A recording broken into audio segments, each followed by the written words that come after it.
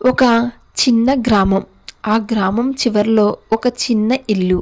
ఆ ఇంట్లో రవి అనే కుర్రాడు ఉండేవాడు.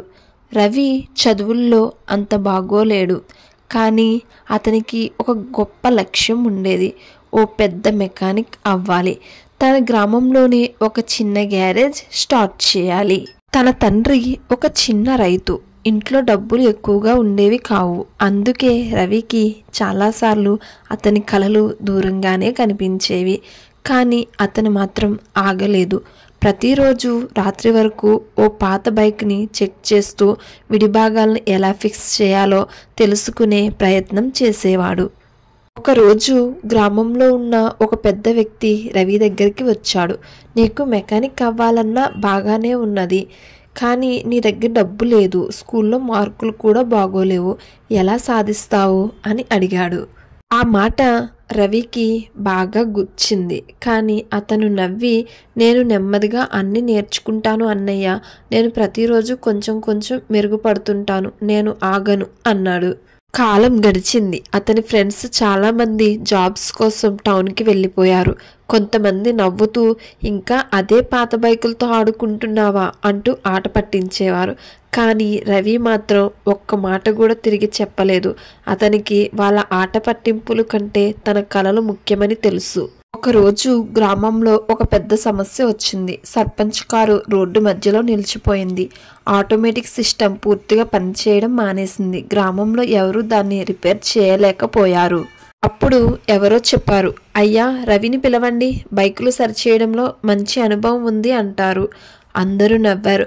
అరే పిచ్చి మాటలు చెప్పకు, బైక్ రిపేర్ చేసేవారు కారు ఎలా చూస్తాడు అని. కానీ సర్పంచ్ మాత్రం అతనిని పిలవండి, ఎవరు వచ్చినా ఓసారి ప్రయత్నించడం తప్పు కాదు అన్నాడు. రవిని పిలిచారు.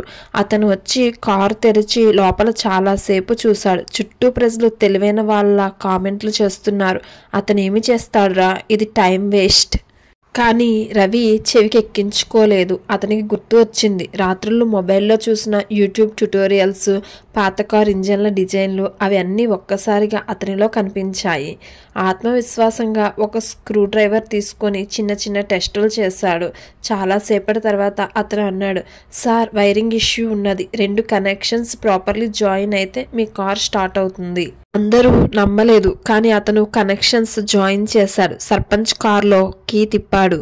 అందరూ ఆశ్చర్యపోయారు. ఎవ్వరూ మాట్లాడలేకపోయారు. సర్పంచ్ రవిని చూసి, బాలుడా, నువ్వు మాకు ఈరోజు పాఠం చెప్పావు. ప్రతిభ డబ్బుల వల్ల కాదు, పట్టుదల వల్ల వస్తుంది అని అన్నాడు.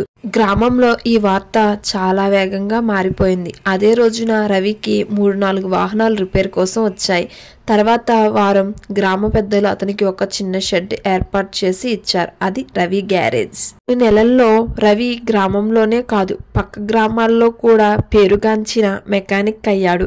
అతని దగ్గరికి బైకులు, ఆటోలు, కార్లు కూడా రావడం మొదలయ్యాయి. ఒకరోజు అతని తండ్రితో అన్నాడు, నాన్న, నేను పెద్దగా అయ్యాను అని కాదు, కానీ నేను ఆగకుండా ప్రయత్నించాను, అందుకే ఈరోజు ఇక్కడ ఉన్నాను. రవి వాళ్ళ నాన్న కూడా రవి ఎదుగుదలను చూసి చాలా సంతోషపడ్డారు. ఈ కథలో నేర్చుకోవలసినది ఒకటే, నీ దగ్గర డబ్బు లేకపోయినా, మార్కులు తక్కువైనా, పరిస్థితులు చెడ్డైనా నువ్వు ఆగకుండా నేర్చుకుంటూ ముందుకు వెళ్తే ఎవ్వరూ ఆపలేరు. పట్టుదల ముందు ప్రపంచం కూడా నమస్కరిస్తుంది. Please like and subscribe.